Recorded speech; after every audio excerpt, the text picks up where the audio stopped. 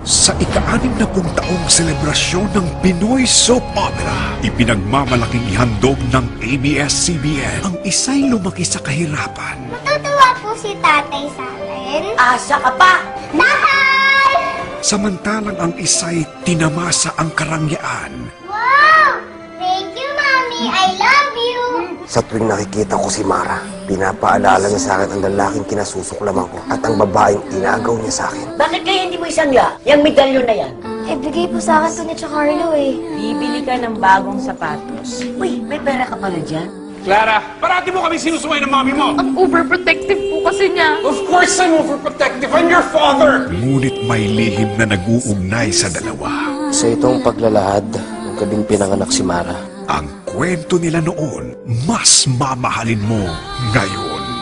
Matadagdag lang po sila na isa pang scholar! Ngayon kayo napili nila! Wala sa school ang kaya makipag-compete sa akin sa pagiging valedictorian. Hoy! Hindi ka wala mo magsasorry? Bakit? Ako ba yung nagdadrive? Hi, I'm Lara. Player Soap. Hinakaw namin yung reaction paper nila. Bakit mo ginawa yun? Parang sinasabi niyo hindi ko kayang talunin ng marang yan. Nay, si Clara po. Clara, nanay ko. Ipinakikilala sina Catherine Bernardo bilang Mara. Hindi ba tayo mag-aaral para sa academic decathlon? E di mag-aral ka kung gusto mo. No one's stopping you. At Julia Montes bilang Clara.